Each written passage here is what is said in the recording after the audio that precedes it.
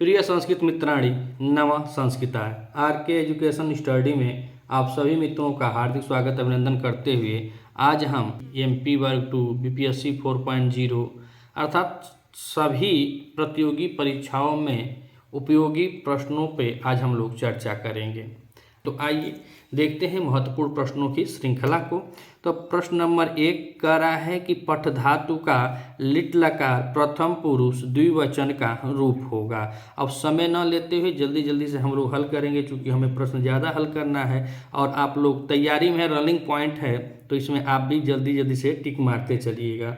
तो ऑप्शन कह रहा है पठिष्यामि, दूसरा कह रहा है पठिष्यत, तीसरा कह रहा है पठिष्यन्ति और चौथा कह रहा है पठिष्यसि। तो पठ धातु लिट लकार प्रथम पुरुष का रूप हमारा कौन सा होता है? पठिष्यतः। प्रश्न नंबर 2 कह रहा है कि पठ धातु का लंग लकार प्रथम पुरुष द्विवचन का रूप होगा। लंग लकार पूछ रहा है, ऑप्शन दे रखा है अपठताम, दूसरा कह रहा है अपठन, तीसरा कह रहा है अपठत और चौथा कह रहा है अपठाव। इसमें हम देखेंगे तो प्रश्न नंबर 2 में विकल्प हमारा पहला सही होता है अपठताम। प्रश्न नंबर 3 और फिर कह रहा है कि पठ धातु का लिट लकार मध्यम पुरुष एक वचन का रूप होगा। ऑप्शन ए पठिष्यसि, बी पठिष्यन्ति, सी पठिष्यामि और डी पठिष्यति। प्रश्न नंबर 3 में भी विकल्प हमारा पहला ही सही होता है।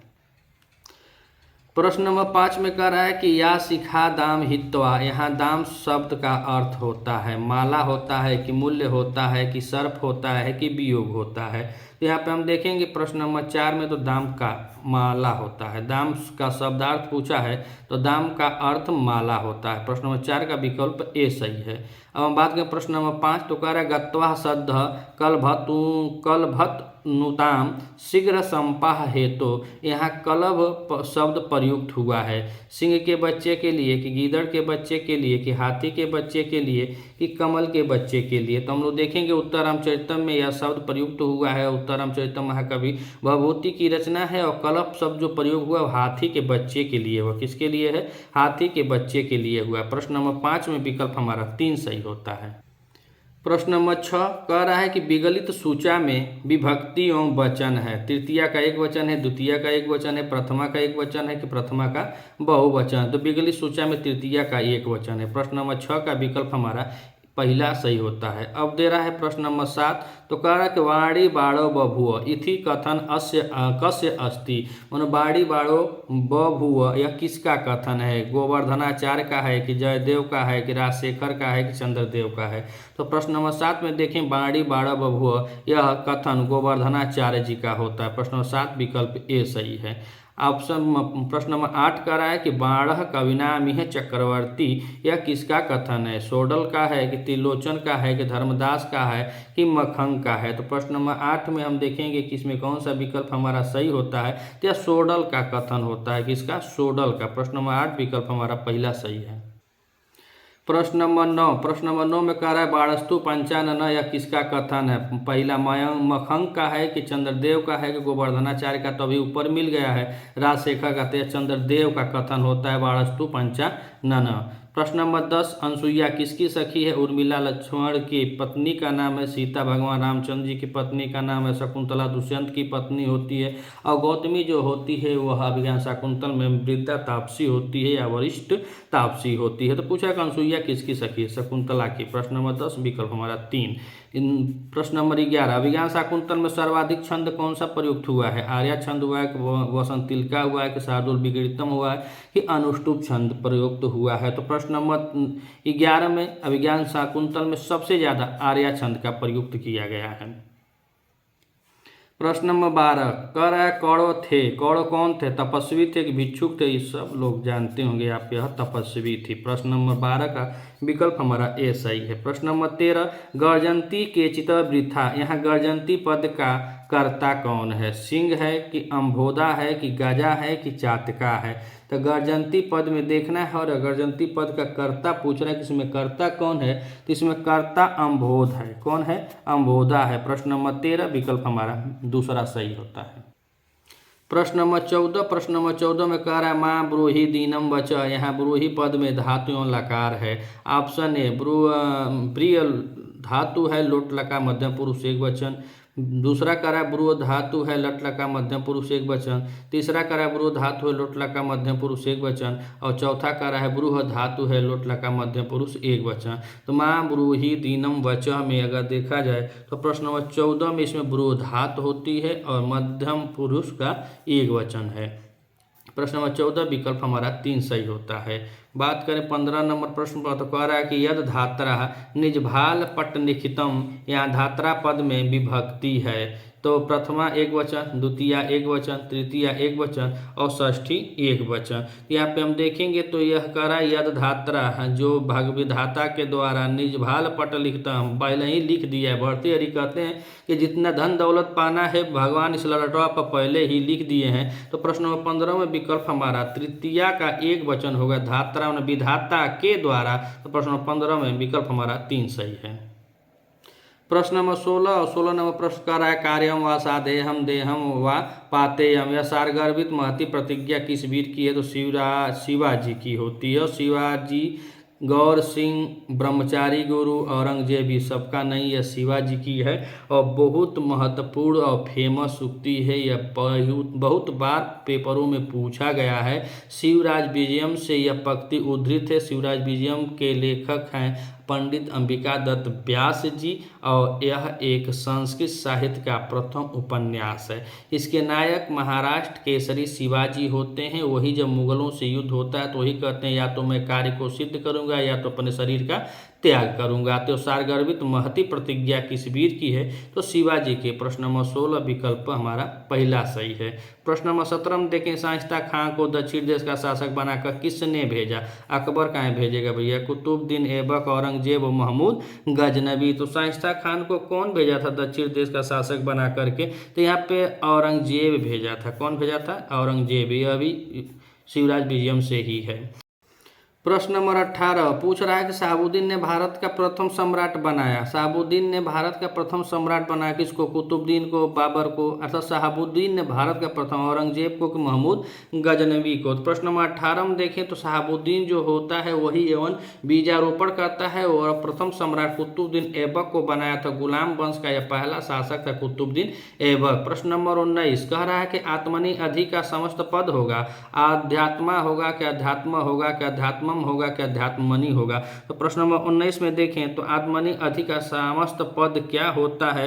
तो समस्त पद को देखेंगे तो इसमें अध्यात्म होता है, अध्यात्मम होता है। प्रश्न नंबर 19 विकल्प हमारा 3 सही है। प्रश्न नंबर 20 में कह रहा है कि चिनोती, चिनोती में क्या होगा? चिनोतुम होगा कि चैतुम होगा कि चेतुम होगा कि चयतुम होगा? तो प्रश्न नंबर 20 का हमारा दूसरा विकल्प सही होता है चयतुम। प्रश्न नंबर 21 तरती, और तरती में इसमें कौन है? तरितुम बनता है कि तरतुम बनता है? तरितुम बनता है कि तततुम बनता है? तो तरती से इसमें कौन सा रूप बनता है? प्रश्न नंबर 21 में देखें तो तरितुम बनता है। 22 नंबर प्रश्न कह रहा है दसती, और दसती में क्या बनता है? द्रष्टुम बनता है कि द्रष्टुम बनता है कि दसितुम बनता है कि दसितुम बनता है? तो प्रश्न नंबर 22 में हम देखें तो इसमें भी द्रष्टुम बनता है।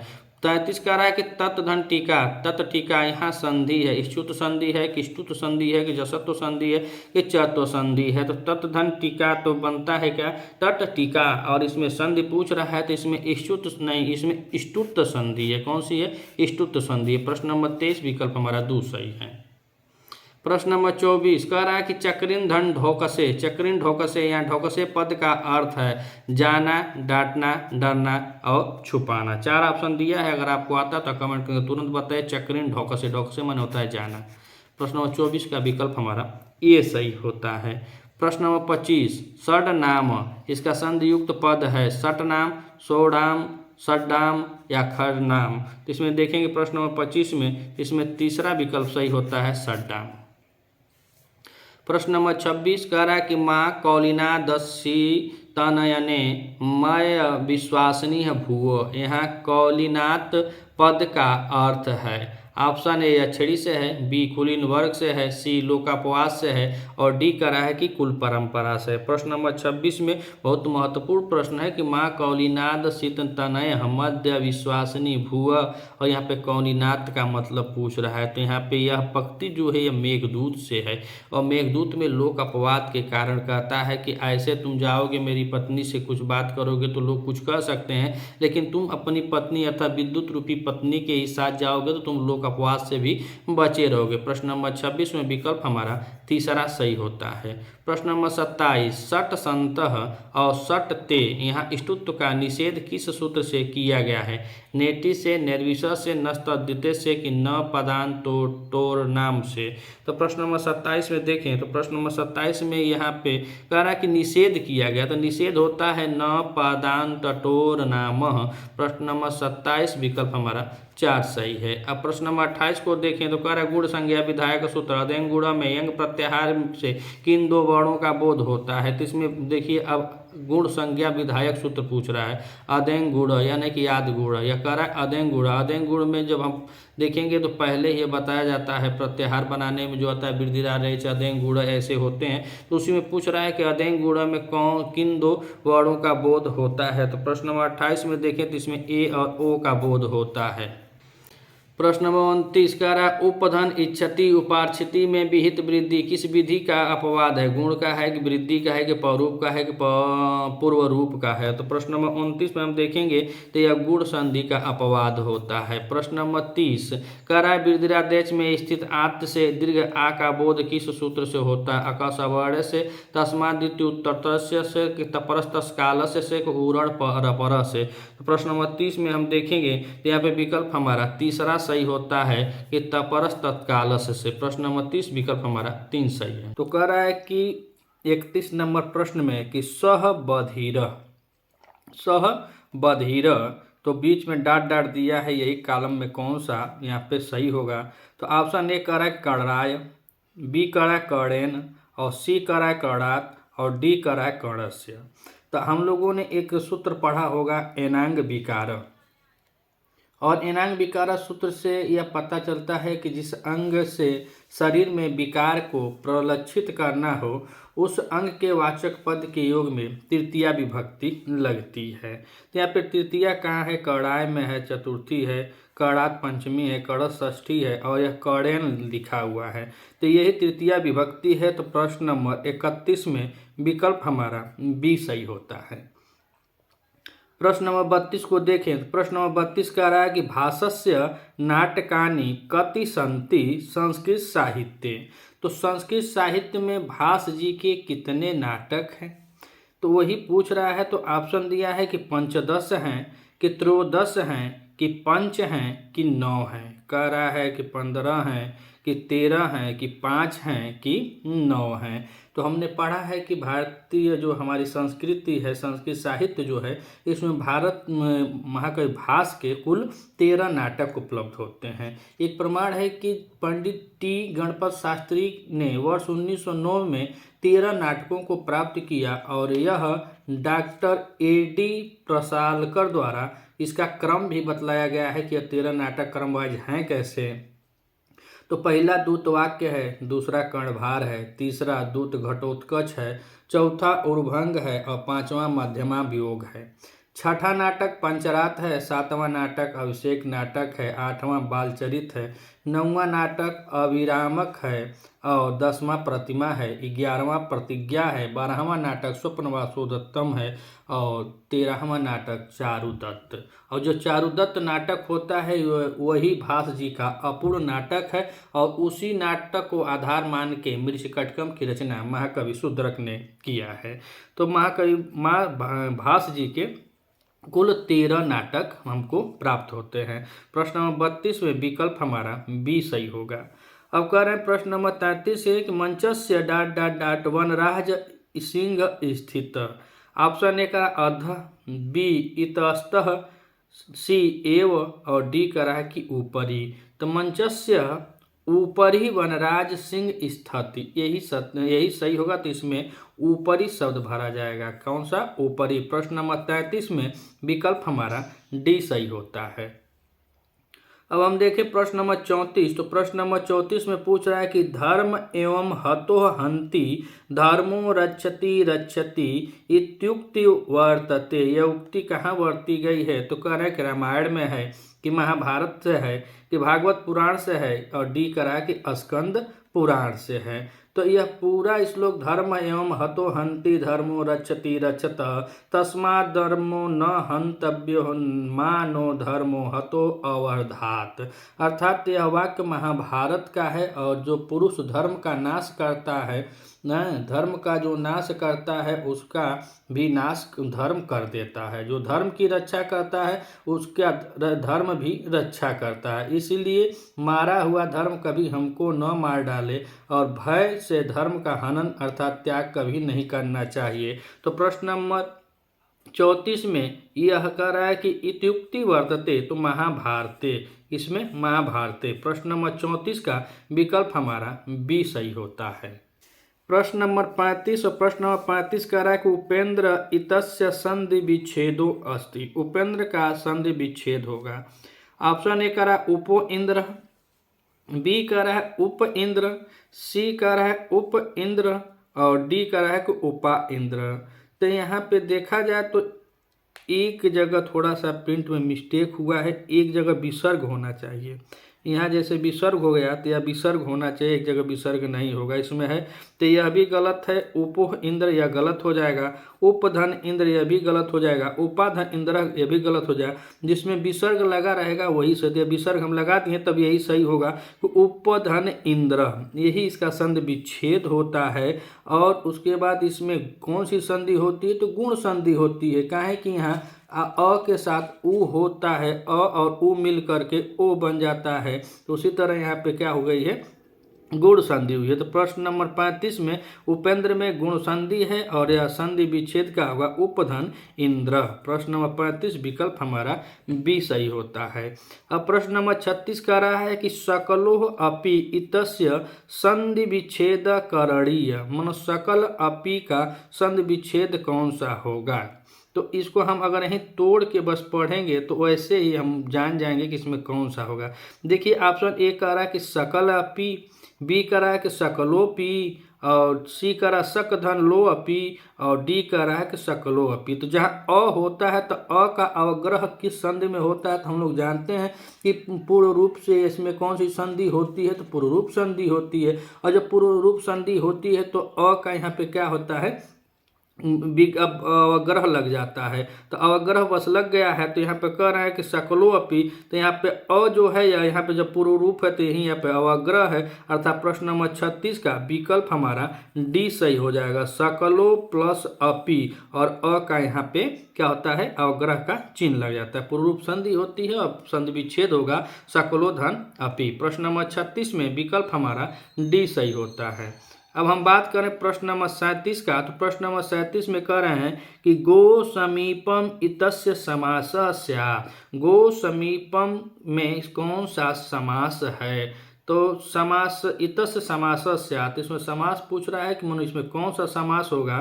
तो समीप के लिए हम लोग क्या प्रयोग करते हैं? तो अव्यय प्रयोग करते हैं। और कौन सा अव्यय होता है? तो उप अव्यय होता है। तो यहाँ पे कह रहे हैं कि उपगु होगा, कि उपगु होगा, कि उपगु होगा, कि उपगवम होगा। तो प्रश्न नंबर 37 में देखें तो इसमें कौन सा सही होगा? तो थोड़ा थोड़ा यहाँ पे बहुत ध्यान से हम देखेंगे तो विसर्ग नहीं होता है।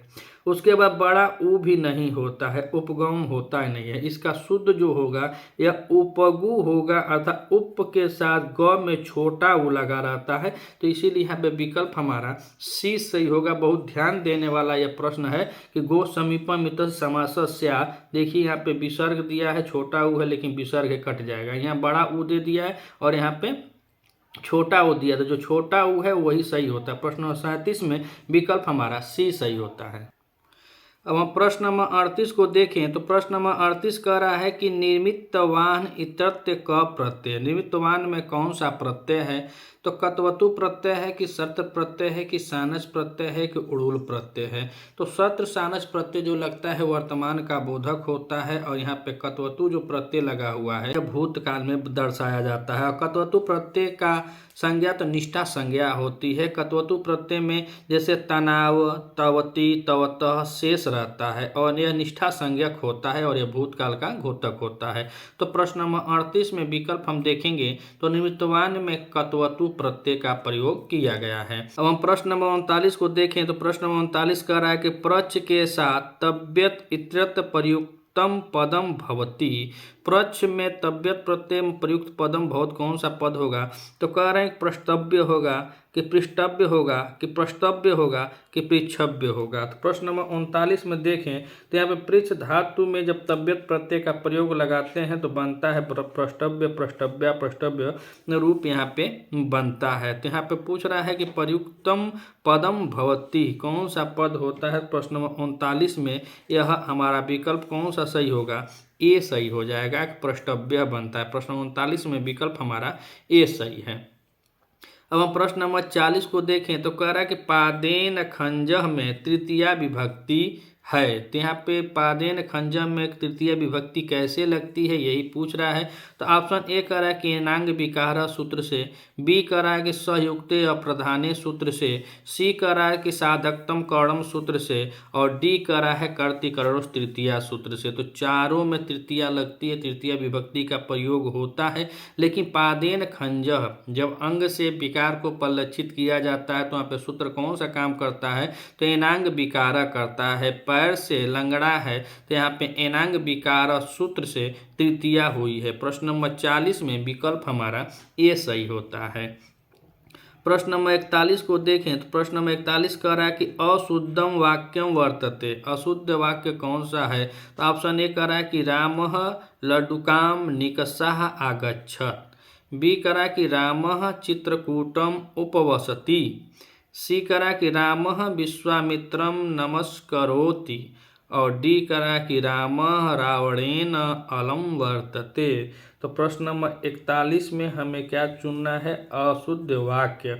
और अशुद्ध वाक्य को देखें तो अलम और समर्थ और पर्याप्त अर्थ में प्रयुक्त होता है, तो इसमें चतुर्थी विभक्ति का प्रयोग किया जाता है। अलम शब्द है और प्रयोग इसमें निषेध होता है, तो इसका शुद्ध होगा अगर रूप देखा जाए तो होता रामः रावणाय अलम वर्तते। तो प्रश्न नंबर 41 में विकल्प हमारा डी सही है कि यही शुद्ध नहीं है, बाकी सब शुद्ध है। राम विश्वामित्रम नमस्करोति, राम चित्रकूटम उपवसति, और राम लड्डुकाम निकषः गच्छत्। तो अशुद्ध वाक्य प्रश्न नंबर 41 में विकल्प हमारा डी सही होता है। प्रश्न नंबर 42 और प्रश्न नंबर 42 में कह रहा है कि क्रुद्ध अर्थानाम प्रयोगे यम प्रतिकोप विभक्ति स्यात्। ऑप्शन ए षष्ठी होता है, बी करा तृतीया, सी करा चतुर्थी, और डी करा कि द्वितीया। तो क्रुद्ध अर्थानाम प्रयोगे यम प्रतिकोप विभक्ति स्यात्, इसके अर्थ में कौन सा लगता है? तो यह होता है कि क्रुद्ध दुह ईस्या अनुसुईया अर्थाया। प्रतिकोप सूत्र के अनुसार क्रुद्ध धातु योग में जिस पर क्रोध किया जाता है वहाँ पे संप्रदान संज्ञा होती है, और जो संप्रदान संज्ञा होती है तो विभक्ति पूछ रहा है उसमें, तो चतुर्थी विभक्ति का प्रयोग होता है। प्रश्न नंबर 42 में विकल्प हमारा सी सही है। अब प्रश्न नंबर 43 कह रहा है कि असंगतम अस्ति कौन सा असंगत है? तो ऑप्शन ए कह रहा है कि रवे धन गति, रवे गति, वायु धन वार्ति, वायु वार्ति, सी करा हरि धन गच्छति, हरि गच्छति, और डी करा गरो धन भाषणम, गुरु भाषणम। तो गरो धन भाषणम तो यह तो सही है, गरो भाषणम का होता है गुरु भाषणम। हरि धन गच्छति, हरि गच्छति, यह भी सही है। वायु धन वाति, वायु वार्ति, यह भी सही है। इसमें असंगत पूछ रहा है, तो असंगत में यहाँ पे विकल्प हमारा कौन सा सही होगा? तो ए नंबर विकल्प हमारा सही होता है, रवे गति, रवे गति, और रवे गति विकल्प नंबर हमारा ए सही है। प्रश्न नंबर 43 का विकल्प हमारा ए सही होता है। अब हम बात करें प्रश्न नंबर 44, तो प्रश्न नंबर 44 कह रहा है कि निर्जनम अस्य लौकिक विग्रह वर्तते। निर्जनम का लौकिक विग्रह क्या है? जानानां समृद्धि, जानानां अभावः, निर्जन आमनिश को अपि, अर्थात कोई नहीं। तो प्रश्न नंबर 44 में देखें तो यहाँ पे विकल्प हमारा यह निर्जनम का होता है जाना नाम अभाव, जहाँ जिसका जानने का अभाव होता है उसे निर्जनम कहते हैं। तो प्रश्न नंबर 44 में विकल्प हमारा बी सही होता है। प्रश्न नंबर 45 और प्रश्न नंबर 45 में कह रहा है कि भुजगः इत्यत्र समासो अस्ति। भुजगः में कौन सा समास है? ऑप्शन ए उपपद तत्पुरुष, बी प्रादि तत्पुरुष, सी गति तत्पुरुष और डी कह रहा है कि नन तत्पुरुष। तो भुजगः में हम देखें तो इसमें होता है उपपद तत्पुरुष होता है। कौन सा समास होता है? उपपद तत्पुरुष समास होता है। भुजगः में लौकिक विग्रह देखा जाए तो भुजम गच्छति इति, यह इसका लौकिक विग्रह होता है। उपपद तिंग सूत्र से उपपद तत्पुरुष समास का प्रयोग हुआ है और उपपद तिंग में यहाँ पूर्व पद उपपद संज्ञा वाला तथा उत्तर पद कृत प्रत्यय युक्त शब्द होता है। तो प्रश्न नंबर 45 में विकल्प हमारा ए सही होता है। अब हम बात करें प्रश्न नंबर 46। तो प्रश्न नंबर 46 कह रहा है कि तदस्या सत्यस्मिन् नीति इत्यर्थे प्रत्यय स्यात्। इसमें प्रत्यय कौन सा डाट डाट दिया है? मतु प्रत्यय है कि तम प्रत्यय है कि वतु प्रत्यय है कि तरप प्रत्यय है? तो प्रश्न नंबर 46 में हम देखें तो तद अस्या इसमें नीति मतु अर्थात तद अस्य अस्ति वह उसका है तथा तद अस्मिन अस्ति वह उसमें है। अर्थों में मतु प्रत्यय का प्रयोग होता है और मतु प्रत्यय जो होता है उसका शेष क्या बचता है? उसका शेष मत शेष बचता है, बस शेष मत बचता है। और विभक्ति आदि कार्य करने के बाद प्रथमा विभक्ति की एक वचन में पुल्लिंग में मानवान और स्त्रीलिंग में मतिवती तथा नपुंसकलिंग में मतवत लगता है। प्रश्न नंबर 46 का विकल्प हमारा ए सही होता है।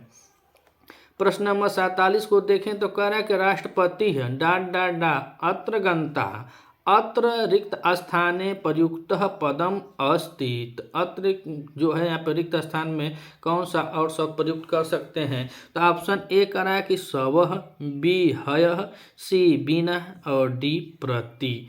तो राष्ट्रपति को देखें तो राष्ट्रपति स्वः अन्नगंता अर्थात प्रस्तुत वाक्य में स्व अव्यय पद होता है और वह उसका मतलब यह होता है कि आने वाला कल। तो यहाँ पे कौन सा यूज होगा, मतलब कौन सा प्रयुक्त किया जाएगा? तो प्रश्न नंबर 47 में विकल्प हमारा ये सही होता है।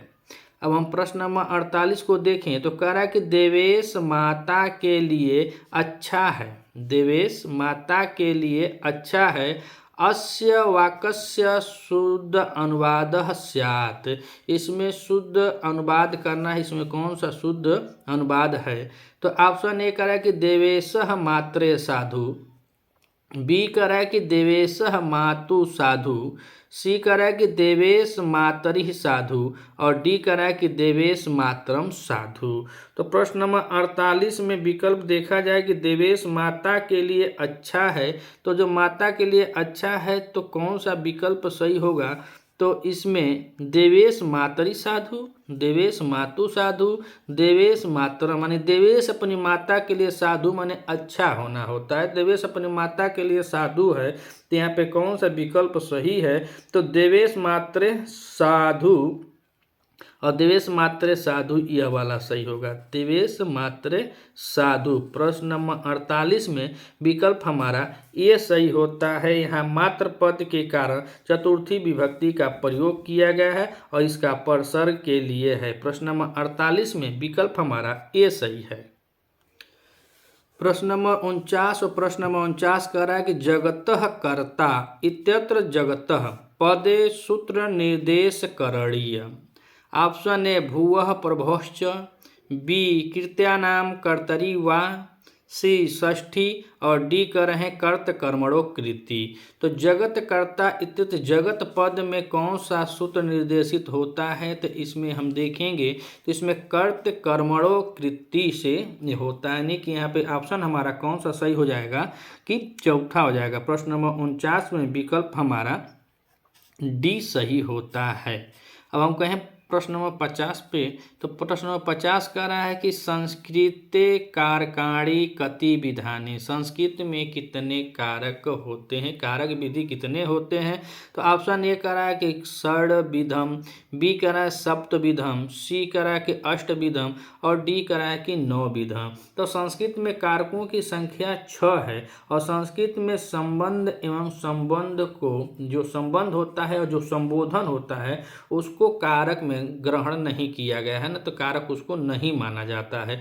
तो ऑप्शन हमारा 50 में ये सही होगा कि षड्विधम, अर्थात वह 6 प्रकार के कारक होते हैं। जैसे कर्ता ने कर्म को कर्ण से या द्वारा संप्रदान के लिए अपादान से अलगाव होने के लिए संबंध का की के रारी रे अधिकरण में पर पे और संबोधन होता है हे भो अरे, लेकिन 6 ही माना जाता है। तो प्रश्न नंबर 50 में विकल्प हमारा ए सही होता है। अब हम बात करें प्रश्न नंबर 51, तो प्रश्न नंबर 51 कह रहा है कि आदुपसर्गादे अंगदो धातु परे क संधि भवती। प्रश्न नंबर 91 में संधि पूछ रहा है, तो ऑप्शन कह रहा है कि पुरूप संधि होती है, बी कह रहा है गुण संधि होती है, डी कह रहा है पररूप संधि होती है और डी कह रहा है कि दीर्घ संधि होती है। सी में पररूप संधि पूछा है और दीर्घ में डी में दीर्घ संधि पूछा है। तो यहाँ पे हम देखेंगे तो आता है एक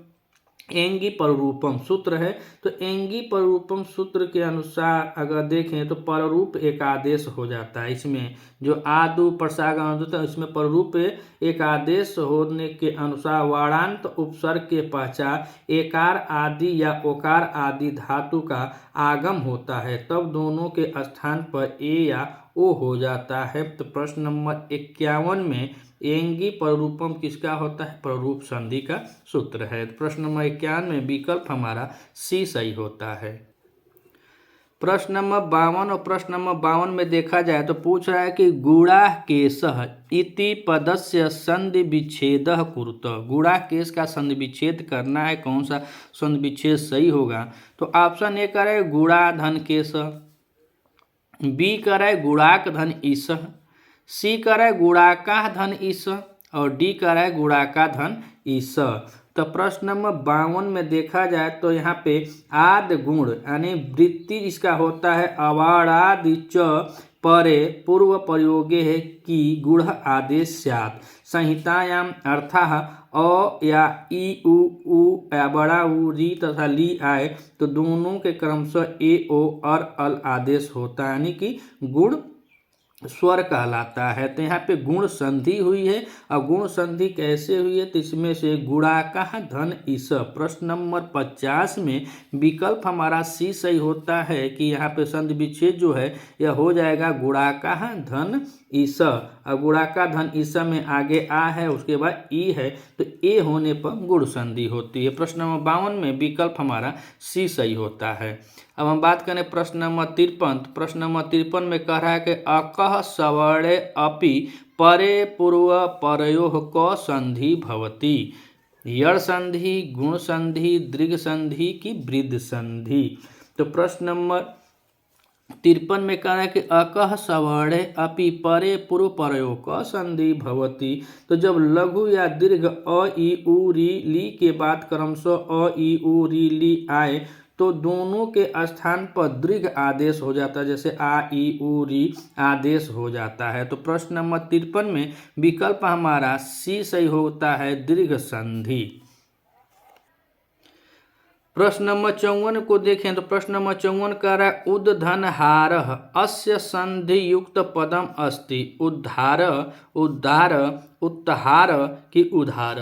तो प्रश्न नंबर 54 और प्रश्न नंबर 54 में देखा जाए इसमें एक सूत्र काम करता है जो झयो होडन्यस्त्रस्याम से यदि वर्णों के प्रथम द्वितीय तृतीय चतुर्थ वर्णों के पश्चात ह आता है तो उस ह के स्थान पर उसी वर्ण का चतुर्थ अक्षर विकल्प से हो जाता है। यहाँ पे विकल्प बी में हम देखें तो कह रहा है उद्धन हार, उद्धार हारम में बता दिया कि ह के स्थान पर उसी वर्ण का चतुर्थ अक्षर हो जाता है, तो यहाँ पे उद्धार हो जाएगा। कौन सा हो जाएगा? उद्धार। प्रश्न नंबर 54 में विकल्प हमारा बी सही हो जाएगा। अब हम प्रश्न नंबर 55 को देखें तो कह रहा है इति वर्णो अस्ति। ई कैसा वर्ण है? स्वरित है, उदात्त है, उदात्त स्वरित है कि अनुदात्त है? तो प्रश्न नंबर 55 में देखें तो विकल्प हमारा पहला ही सही हो जाएगा, कहें कि ई का है स्वर है, तो यह स्वरित वर्ण है। प्रश्न नंबर 55 में विकल्प हमारा ए सही है। प्रश्न नंबर 56 और प्रश्न नंबर 56 में देखें तो कह रहा है कि नदीसः इति पदस्य संधि विच्छेद कुरुतः। नदीसः का संधि विच्छेद कौन सा सही होगा?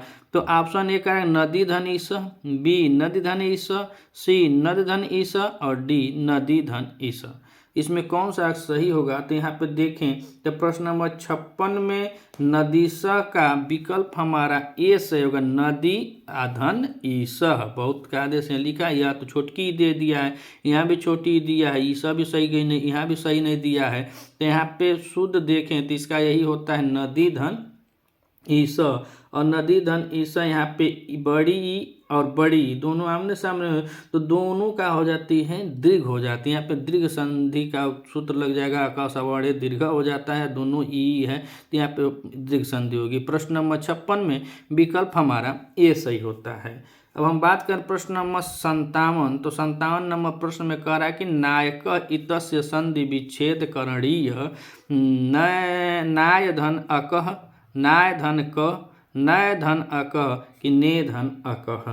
तो प्रश्न नंबर 57 में आप सभी लोग जानते हैं कि नायक का संधि विच्छेद नय धन अकह होता है। कौन सा होता है? नय धन अकह बराबर नायके। यहाँ ए के स्थान पर आय आदेश होकर के आयाद संधि का यह उदाहरण है। कौन सी संधि का? तो आयाद संधि का उदाहरण है। और यहाँ पे कौन सा आदेश हो गया है? तो यहाँ पे देखा जाए प्रश्न नंबर 57 में तो यहाँ पर ए के स्थान पर आय आदेश हो जाता है। प्रश्न नंबर 57 विकल्प हमारा सी सही होता है। अब हम प्रश्न नंबर 58 को देखें तो प्रश्न नंबर 58 कह रहा है कि अनुस्वारस्य ऐ परे आदेश स्या। अनुस्वार से परे कौन से आदेश होता है?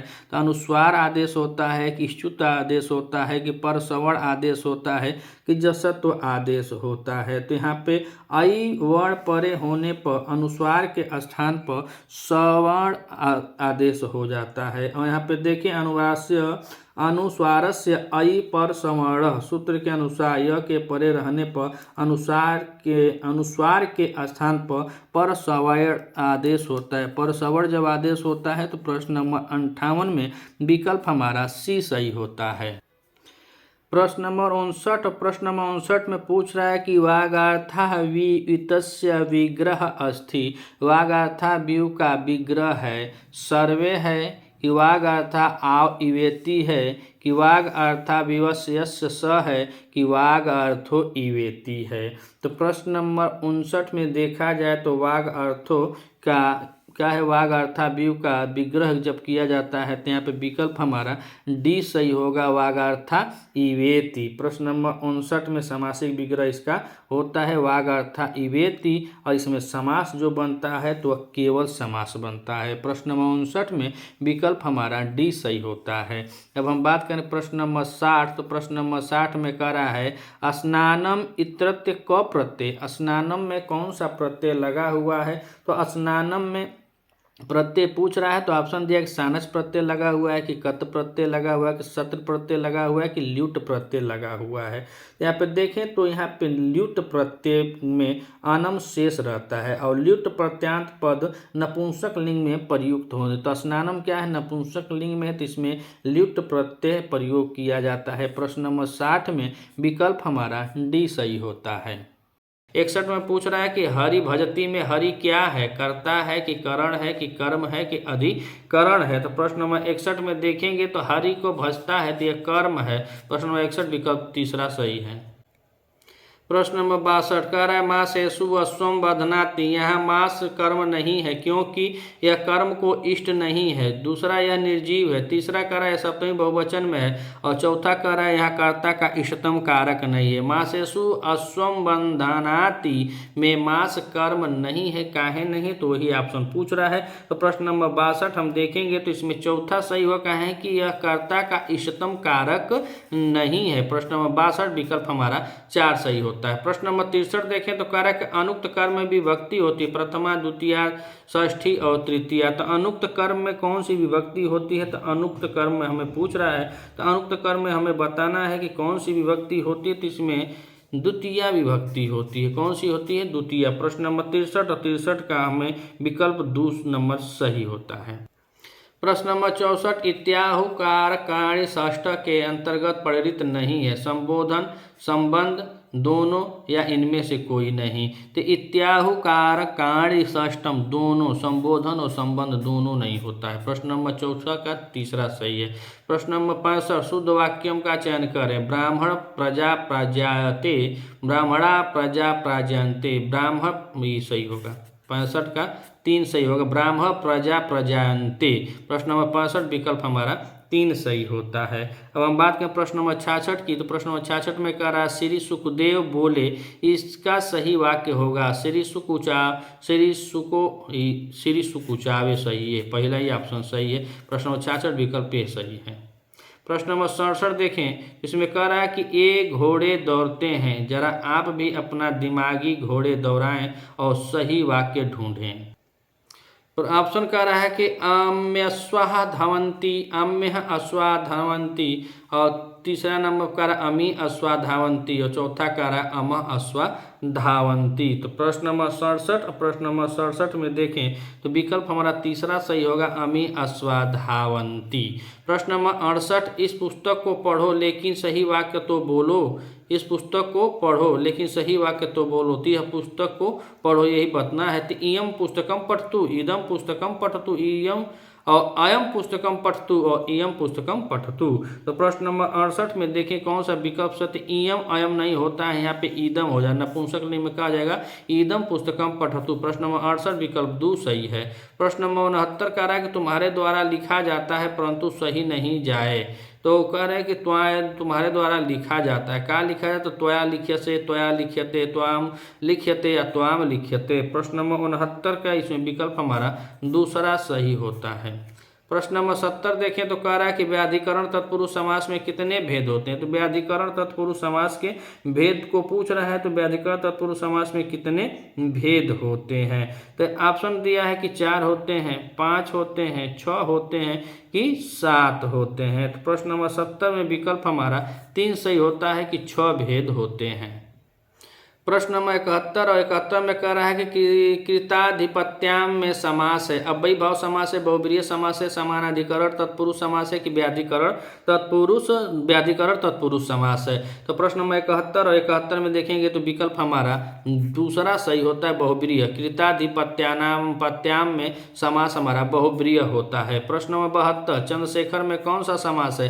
तत्पुरुष है, बहुब्रीहि है, द्विगु है कि कर्मधारय है। प्रश्न नंबर 72 में देखें तो यहाँ पे बहुब्रीहि हो जाएगा। चंद्रशेखर जिसके शिखर पे चांद है, तो चंद्रशेखर तथा चांद किसके है? तो भगवान शिव के। तो बहुब्रीहि समास हो जाता है। प्रश्न नंबर 73 विभक्ति द्विविधा इसके अंतर्गत परिगणित है। विभक्ति द्विविधा इसके अंतर्गत परिगणित किसके? तो कारक विभक्ति के, उपपद विभक्ति के, उपयुक्त दोनों के, किनमें से कोई नहीं। तो प्रश्न नंबर 73, प्रश्न नंबर 73 में देखें तो विकल्प हमारा 3 सही होता है कि उपयुक्त दोनों की। विभक्ति द्विविधा कारक विभक्ति में भी होती है और उत्पद विभक्ति में भी होती है। प्रश्न नंबर 73 विकल्प 3 सही है। प्रश्न नंबर 74 कह रहा है कि अण्यंत्र अवस्था के कर्ता की ऋणंत अवस्था में कर्म संज्ञा करने वाला सूत्र होता है कर्तुरिसिप्तम ना, अधिसिंह अस्तासाम ना, द्विकर्मज होता है कौन सा? तो गति बुद्धि प्रत्यवसानार्थ शब्द कर्मा कर्म का कारणा मणि करता गौण। प्रश्न नंबर 74 विकल्प 4 सही। प्रश्न नंबर 75 कह रहा है कि आपका क्या नाम है? इसी वाक्य को शुद्ध संस्कृत में क्या कहोगे? किम अभिधानम भवानस्य, किम अभिधानम भवास्य, किम अभिधानम भवतस्य किम अभिधानम भवतः। तो प्रश्न नंबर 75 और प्रश्न नंबर 75 में देखिए तो इसमें से चौथा विकल्प सही है, किम अभिधानम भवतः। प्रश्न नंबर 75 का विकल्प 4 सही है। प्रश्न नंबर 76 में कह रहा है कि उपसर्जन में समासांत प्रत्यय क्या है। अप्रत्यय है कि टच प्रत्यय है कि ट प्रत्यय, इनमें से कोई नहीं। प्रश्न नंबर 76 में टच प्रत्यय लगा हुआ है। कौन सा? टच प्रत्यय। 76 का विकल्प हमारा दूसरा सही होता है। प्रश्न नंबर 77 क्रिया धातु में तव्यत प्रत्यय का योग करने पर रूप बनेगा। कर्तव्यम बनेगा, कर्तव्यम बनता है। कौन सा बनता है? कर्तव्यम बनता है। प्रश्न नंबर 78 भू धातु में कत प्रत्यय का प्रयोग करने पर बनेगा। अब प्रश्न नंबर 78 में अब भू धातु में अब करना है तो भू धातु में भूतवा बनेगा कि भूत बनेगा, तो कत प्रत्यय लगेगा तो भूते बनेगा। प्रश्न नंबर 78 का विकल्प 2 सही है। प्रश्न नंबर 79 पठित्वा में प्रकृत एवं प्रत्यय है। प्रकृत प्रत्यय पठ के साथ कत प्रत्यय लगा हुआ, पठ के साथ अनियत प्रत्यय लगा हुआ, पठ के साथ कत्वा प्रत्यय लगा हुआ, पठ के साथ सत्र प्रत्यय लगा हुआ। तो अनियत चाहिए कि अर्थ में लगता है, पठित्वा के साथ यहाँ पे कत्वा प्रत्यय लगा हुआ है। प्रश्न नंबर 79 का विकल्प हमारा 3 सही होता है। अब हम बात करें प्रश्न नंबर 80। तो प्रश्न नंबर 80 में कह रहा है नय मानह में अमानत में सानच प्रत्यय लगता है। तो नय मानह में देखा जाए तो इसमें नय मानह में प्रकृति में प्रत्यय लगा हुआ है। तो नय मानह नी के साथ कितने प्रत्यय लगा हुआ है कि नी के साथ सानच प्रत्यय लगा हुआ है, कि नी के साथ सत्र प्रत्यय लगा हुआ है, कि नय के साथ मान प्रत्यय लगा हुआ है। तो यहाँ पे देखा जाए प्रश्न नंबर 80 और प्रश्न नंबर 80 में कुछ दुविधा लग रहा है कि नी के साथ कितनी होता है कि नी के साथ आन है, नयमान है, तो सानच प्रत्यय होना चाहिए। तो यहाँ पे प्रश्न नंबर दूसरा सही होता है कि नी के साथ सानच प्रत्यय लगा हुआ है। आप लोग देखिएगा, अगर विकल्प सही ना हो तो आप कमेंट कीजिएगा। जहाँ तक उम्मीद है कि इसमें सानच प्रत्यय होना चाहिए। प्रश्न नंबर 80 का विकल्प 2 सही। प्रश्न नंबर 81 कह रहा है कि करणीयम में प्रकृत प्रत्यय है। ऑप्शन ए क्रिय के साथ अनियर है कि क्रिय के साथ सानच है, तो सानच प्रत्यय नहीं होगा कि करणीयम अनियर प्रत्यय है। प्रश्न नंबर 81 विकल्प पहला सही होता है। प्रश्न नंबर 2 लब में प्रकृत प्रत्यय लबधन यत है कि लबधन सानच है कि लबधन लेप है कि लबधन कत्वा है। तो लब है ये है तो इसमें यत प्रत्यय होगा। 82 का भी पहला सही होता है। प्रश्न नंबर 83 कह रहा है कि प्रथमा विभक्ति विधायक सूत्र है। प्रतिपदिकात लिंग परिमाण वचन मात्रे प्रथमा संबोधने चौथी, तो दोनों संबोधने च में भी होता है और प्रतिपदिकार्थ में भी होता है। प्रथमा विभक्ति ही होती है, इसीलिए यहाँ पे दोनों सही हो। उपयुक्त में से दोनों सही है। प्रश्न नंबर 83 का विकल्प 3 सही है। प्रश्न नंबर 84 का है कर्तु इष्टतम कर्म है। यहाँ कर्तु पद में विभक्ति है, पंचमी है, षष्ठी है कि सप्तमी है कि चतुर्थी विभक्ति लगी है। तो प्रश्न नंबर 84 में हम देखेंगे तो यहाँ पे षष्ठी विभक्ति लगी। कर्तु में कौन सी विभक्ति है? षष्ठी विभक्ति लगी है। 84 का विकल्प दूसरा सही होता है। अब हम बात करें प्रश्न नंबर 85। तो कह रहा है प्रतिपदिकार्थ मात्र का उदाहरण कहा जाता है। किसको कहा जाता है? तो कह रहा है कि अलिंग और नियत लिंग को, लिंग मात्राधिक्य को और वचन मात्र को। तो प्रश्न नंबर 85 में देखा जाए तो प्रतिपदिकार्थ का उदाहरण होता है अलिंग और नियत लिंग। क्या होता है? अलिंग और नियत लिंग। प्रश्न नंबर 85 और 85 में विकल्प हमारा ये सही होता है। प्रश्न नंबर 86 देखें तो कह रहा है हलंतम सूत्र किन वर्णों की संज्ञा करता है? अच से स्वरों की स्वर युक्त हल वर्ण नहीं, अंतिम हल वर्ण की करता है। हलंतम जो होता है वो अंतिम हल वर्ण की इत संज्ञा करता है। प्रश्न नंबर 86 विकल्प 4 सही है। कह रहा प्रश्न नंबर 87 में पूछ रहा है कि पाणिनि कात्यायन और पतंजलि के प्रथम उच्चारण को क्या कहते हैं? आगम, आदेश, उपदेश की लोक उपदेश कहते हैं। यह हमारे तीनों संस्कृत साहित्य के मतलब प्रचंड कवि हैं और इन्हीं लोगों को त्रिय मुनि के अंतर्गत रखा भी गया है। तो पाणिनि कात्यायन और पतंजलि इन लोगों ने जो कह दिया उसी को क्या कहते हैं? उपदेश कहते हैं। आगम जो होता है यहाँ पे जो मोह है तो आगम मित्रवत होता है, और जो आदेश है तो यहाँ जो स है तो यह शत्रुवत होता है। तो आगम मित्रवत होता है, वह आता है मित्र जैसे आते हैं और मित्र के साथ प्रेम स्नेह के साथ आप उठते बैठते हैं तो उसको आगम कहते हैं। इसी तरह शब्दों में भी वो जो आराम से आकर जुड़ते हैं तो उसको आगम कहते हैं। लेकिन किसी के स्थान पर आकर के जब कोई शब्द बैठता है उसको आदेश कहते हैं, तो आदेश शत्रुवत माना गया है। तो पाणिनि कात्यायन और पतंजलि के प्रथम उच्चारण को उपदेश कहा जाता है। प्रश्न नंबर 87 विकल्प 3 हमारा सही है। अब हम बात करें प्रश्न नंबर 88, तो कह रहा है उपदेश के अंतर्गत आते हैं। उपदेश के अंतर्गत क्या आते हैं? तो उपदेश के अंतर्गत भू आदि धातु पाठ एवं अयूढ़ अष्टाध्यायी सूत्र पाठ एकदम सही है, काहे कि पाणिनि बप्पा बोले हैं। ऊढ़ादि सूत्र गण पाठ एवं लिंगानुशासन, इसको शब्दानुशासन, पाणिनि जी का जो रचना अष्टाध्यायी उसका नाम ही है शब्दानुशासन। और कह रहे हैं कि आगम प्रत्यय आदेश, बाबू यहाँ सब सही है, सब आते हैं। प्रश्न नंबर 88 कि उपदेश के अंतर्गत आते हैं तो उपयुक्त सभी आते हैं। प्रश्न नंबर 89 कह रहा है संहिता संज्ञा कित सूत्र से होती है, तो ढेर पढ़ना नहीं है, बस परस सन्निकर्ष संहिता से होती है। प्रश्न नंबर 89 विकल्प 3 सही है। 90 में कह रहा है गुण संज्ञा, देखिए अब यहाँ पे गुण संधि नहीं है, थोड़ा सा गच्चा खा जाएंगे बच्चा अगर ध्यान नहीं दिए तो। गुण संज्ञा विधायक है, यह नहीं कि गुण संधि विधायक नहीं है, यह गुण संज्ञा विधायक है। और प्रश्न नंबर 90 में अब पूछ रहा है किसका सूत्र होता है, आद गुण भी दिया है तो यह गुण संधि का सूत्र होता है। और जो अदेंग गुण होता है यही जो गुण संज्ञा विधायक सूत्र होता है। तो विधायक सूत्र पूछा है गुण संज्ञा का, तो 90 में विकल्प हमारा बी सही होता है। प्रश्न नंबर 91, भो भगो अघो अपूर्वस्य यो असि, इस सूत्र के यकार आदेश तथा हल सर्वेशम, इस सूत्र से यकार का लोप किन उदाहरणों से हुआ है? ऑप्शन ए भो देवा भगो नमस्ते अघो याही या उपयुक्त सभी। तो इसमें भो देवा भगो नमस्ते अघो याही, तो विकल्प बात हमारा चौथा सही होगा, कहाँ है कि उपयुक्त सब हैं। प्रश्न नंबर 91 का विकल्प हमारा 4 सही होता है। अब हम देखें प्रश्न नंबर 92, तो कह रहा है कि 92 में सुखेन रीत बराबर सुख धन रीत सुखार्थ में कौन विधि है? तो कौन विधि है, तो विधि पूछ रहा है, ये नहीं कि कौन सा संधि है, नाम दिया है ऑप्शन में, गुण संधि है कि वृद्धि संधि है कि पररूप संधि है कि पूर्वरूप संधि है। तो प्रश्न नंबर 92 में देखें तो यह वृद्धि संधि है। सुखार्थ में कौन सी संधि है? वृद्धि संधि है। प्रश्न नंबर 92 विकल्प हमारा बी सही होता है। प्रश्न नंबर 93, हरिर धनरम्य का संधि युक्त रूप होगा, हरिरम्य हरिरम्य हरिरम्य हरिरम्य। तो प्रश्न नंबर 93, प्रश्न नंबर 93 में देखा जाए तो इसमें कौन सा शुद्ध रूप होता है, संधि रूप हमारा क्या बनता है? तो हरिरम्य बनता है। प्रश्न नंबर 93 विकल्प दूसरा सही है। प्रश्न नंबर 94, मन रथ मनोरथ, यहाँ संधि है, अर्थात पूछ रहा है कि मनोरथ में संधि है। तो प्रश्न नंबर 94 में अच संधि है कि हल संधि है कि विसर्ग संधि है कि अ और ई दोनों है? तो अ ई कहाँ दिया है? अ ई ना है, मनस में विसर्ग संधि होती है। मनस धन रथ बराबर मनोरथ। प्रश्न नंबर 94 विकल्प हमारा 3 सही है। प्रश्न नंबर 95 का है पुनः रमते का संधि विच्छेद होगा, पुनर्रमते पुनोरमते पुनः आरमते और कह रहा है चौथा पुनस रमते। तो प्रश्न नंबर 95 और 95 में देखें तो विकल्प हमारा पहला सही होता है पुनः रमते। प्रश्न 95 विकल्प ए सही है। अब 96 में पूछा है रो री सूत्र से रेप का लोप तथा ढ्रोलोपे पूर्वस्य दृघोण सूत्र से अण को दृघ हुआ है, किससे हुआ है? तो पुनः रमते से कि हरिरम में एक शंभुराजते से कि ये सभी से। तो प्रश्न नंबर 96 और प्रश्न नंबर 96 में देखें तो पुनः रमते हरि यह सभी से हुआ है। प्रश्न नंबर 96 का विकल्प चौथा सही है।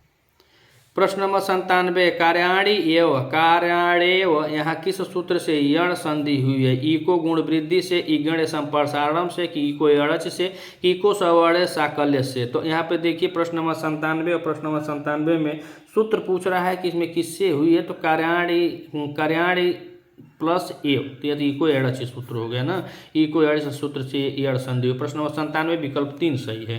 प्रश्न नंबर 98, यावत जीवम, इसका विच्छेद होगा यावत जीवम यावन जीवम यावत जीवम और यावच जीवम। प्रश्न नंबर 98, प्रश्न नंबर 98 में देखें तो विकल्प हमारा पहला सही होता है यावत जीवम। प्रश्न नंबर 99, भूयोसोक्तम, इस गुण संधि का विच्छेद होगा भूयसोक्तम भूयसा अक्तम भूयसोक्तम, ये चौथे सही होगा भूयसा उक्तम। प्रश्न नंबर 99 विकल्प हमारा 4 सही है। प्रश्न नंबर 100 कह रहा है कि मह चित्रम, इसका संधि विच्छेद करें। महद चित्रम, महत चित्रम, महस चित्रम कि महच चित्रम। तो प्रश्न नंबर 100 में देखें तो इसमें विकल्प हमारा दूसरा सही होता है महत चित्रम। प्रश्न नंबर 101 भूपति शब्द का षष्ठी एकवचन का रूप है भूपत्या, भूपत्यु, भूपते, भूपतयः। तो प्रश्न नंबर 101 और 101 में हम देखें कौन सा विकल्प सही है। तो हमारा 3 नंबर का विकल्प सही है कि षष्ठी शब्द जो होता है, षष्ठी में एकवचन शब्द हमारा भूपते बनता है। प्रश्न नंबर 102 तद तत्पुरुष, तद शब्द का पुल्लिंग द्वितीय बहुवचन का रूप है। तव है, ते है, तान है, तेसाम है। प्रश्न नंबर 102 और 102 में इसका शुद्ध जो रूप बनता है तान बनता है, तद ते तान। प्रश्न नंबर 102 का विकल्प 30 सही है। प्रश्न नंबर 103 में कह रहा है निर्मचिकम में समास है, तब वही समास होता है। और फिर 104 में कह रहा है कि अहीन कूलम में समास है, इतेतर द्वंद्व है कि समाहार द्वंद्व है कि एक शेष द्वंद्व है कि अलुक्त तत्पुरुष समास है। तो प्रश्न नंबर 104 और प्रश्न नंबर 104 में देखें तो इसमें भी दूसरा सही होता है समाहार द्वंद्व होता है। प्रश्न नंबर 104 का विकल्प हमारा दूसरा सही है। प्रश्न नंबर 105 तद शब्द का स्त्रीलिंग षष्ठी बहुवचन का रूप बनता है तेसाम, तस्याम, तासाम और तासाम। तो प्रश्न नंबर 105 और 105 में हम देखें कि हमारा कौन सा विकल्प सही है। तो इसमें तीसरा विकल्प सही है, तासाम रूप बनता है।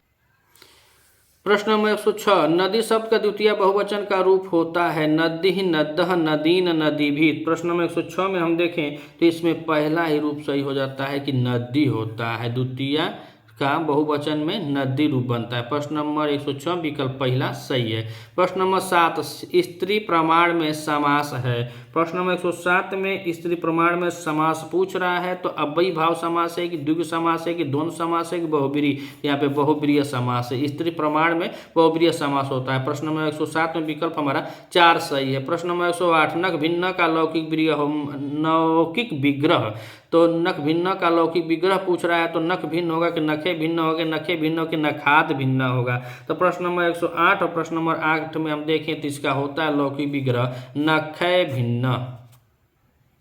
प्रश्न नंबर 109 हरिहरों में कौन सा समास है। तत्पुरुष, बहुब्रीहि है, द्वंद्व के उपयुक्त में से कोई नहीं। तो 109 प्रश्न में देखें तो हरिहरो, हरि च हरो द्वंद्व समास है। प्रश्न नंबर 109 विकल्प हमारा 3 सही है। अब हम बात करें प्रश्न नंबर 110 तो पट धातु लिट लकार उत्तम पुरुष एक वचन का रूप होगा। तो प्रश्न इसमें देखें तो होता है क्या पठिष्यामि, अर्थात विकल्प हमारा 4 नंबर का सही होता है। प्रश्न नंबर 111 ग्लानवान, यहाँ गले धातु से किस प्रत्यय का विधान किया गया है। कत प्रत्यय, कतवतु प्रत्यय, वतु प्रत्यय कि मतु प्रत्यय। प्रश्न नंबर 111 में देखें तो यहाँ पे वान तो कतवतु प्रत्यय किया गया है। प्रश्न नंबर 11 विकल्प 2 सही है। प्रश्न नंबर 112 ग्लेन के साथ कत, इसका रूप होगा गलैत होगा कि गलात होगा कि गलान होला कि गलाण होता। तो कह रहे हैं कि गले धन कत के साथ इसमें रूप पूछ रहा है, तो इसका तीसरा विकल्प सही होता है गलान होता है। प्रश्न नंबर 113 में कह रहा है कि सह ग्रामम गच्छति, इसका कर्मवाच्य होगा तेन ग्राम गम्यते, तेम ग्रामः गम्यते, सह ग्रामम गम्यते, सह ग्रामम गच्छते। तो प्रश्न नंबर 113 में देखें तो विकल्प हमारा पहला सही होता है तेन ग्रामः गम्यते। प्रश्न नंबर 114 कौन सी संख्या सदा एक वचन में रहती है। चतुर, द्वि, त्रि, एक। तो प्रश्न नंबर 114 में देखें तो एक जो होती है वो हमेशा एक वचन में रहती है। प्रश्न नंबर 115 चित्रगु का विग्रह वाक्य है चित्रा चासो गौ, चित्रा गाओ यस्य सह, चित्राणाम गवाम समाहार, चित्राया गौ। प्रश्न नंबर 115 में देखें तो विकल्प हमारा 2 सही होता है चित्रा गाओ यस्य सह, विकल्प हमारा 2 सही है। प्रश्न नंबर 115 में। प्रश्न नंबर 116 पर हम बात करें तो जिस समास में प्रथम पद प्रधान रहता है उसे कहते हैं तत्पुरुष समास, बहुब्रीहि समास, अव्ययी भाव समास की द्वंद्व समास। प्रश्न नंबर 16 और प्रश्न नंबर 16 में देखिए कि जिस समास का प्रथम पद तो अव्ययी भाव समास होता है। प्रश्न नंबर 117 भू धातु का लंग लकार प्रथम पुरुष एक वचन का रूप होगा भवानी, भवताम, अभवन, अभवत। प्रश्न 117 में हम देखें तो विकल्प हमारा चौथा सही होता है अभवत। प्रश्न नंबर 118 सीता के कर्णमूल से लवलीनता के पत्तों को कौन खींचता था। करी, शावक खींचता था कि मयूर खींचता था कि मृग खींचता था कि इनमें से कोई नहीं। तो प्रश्न नंबर 118 और प्रश्न नंबर 118 में पूछ रहा है तो इसमें करी शावक जो हाथी का बच्चा जो करभक होता है वही जब छोटा होता है तो माता सीता के कर्णमूल से लवलीनता के पत्ते को खींचता है। प्रश्न नंबर 18 विकल्प हमारा पहला सही है। प्रश्न नंबर 119, व्याकृष्टम में प्रकृत प्रत्यय है। व्याकृष्टम में प्रकृत प्रत्यय देखा जाए तो ब्या उपसर्ग पूर्वक किस धातु के साथ कत प्रत्यय है कि बिंग उपसर्ग पूर्वक आंग उपसर्ग पूर्वक किस धातु में कत प्रत्यय है कि बिंग और आंग उपसर्ग पूर्वक क्रिया धातु में कत प्रत्यय है कि बी आ उपसर्ग पूर्वक क्रिया धातु में कत। व्याकृष्टम में देखा जाए तो बी आंग उपसर्ग पूर्वक कृष धातु में कत प्रत्यय लगा हुआ है। प्रश्न नंबर 119 विकल्प हमारा दूसरा सही होता है। प्रश्न नंबर 120, आतपत्र का पद अर्थ है। ललनी का पत्र है कि छाता है कि केले का पत्ता है कि आधा पत्ता है। प्रश्न नंबर 120 में हम देखें तो विकल्प हमारा दूसरा सही होता है कि वो ललनी का पत्ता से अपनी प्रेमिका जो हाथनी है उसको तोड़ाया रहता है, लेकिन वह बनाया क्या था तो आतपत्र बनाया, तो आतपत्र माने छाता ही होता है। प्रश्न नंबर 120 में विकल्प दो सही है। प्रश्न नंबर 121, अनराल पद का शब्दार्थ है सीधा, टेढ़ा, कमल, नलनी, नाल। तो प्रश्न नंबर 121 में देखिए तो अनराल मतलब तन को इधर उधर टेढ़ा बेढ़ा नहीं, एकदम सीधा है। प्रश्न नंबर 123, अनराल कमल पत्र से वह खुद छाता बनाया था। प्रश्न नंबर 121 में विकल्प हमारा ये सही होगा कि अनराल का अर्थ होता है का सीधा। प्रश्न नंबर 122, ईदृश्यम असि पद का संधि विच्छेद होगा। ईदृश्यम अस्मि, ईदृशी अस्मि, ईदृश अस्मि, ईदृश अस्मि, इसमें से कौन सा विकल्प सही है? तो प्रश्न नंबर 122 में विकल्प हमारा बी सही होगा, ईदृशी अस्मि। प्रश्न नंबर 123, तवापि पद का संधि विच्छेद होगा। तो धन अपि, ताव धन अपि, तो धन अपि, ताव धन अपि। प्रश्न नंबर 123 में देखें तो विकल्प हमारा तीसरा सही होता है, तो धन अपि। अब प्रश्न नंबर 124, लोपामुद्रा ने गोदावरी से अपना संदेश कहने को किसे भेजती है? मुरला को, तमसा को, भागीरथी को कि वासंती को?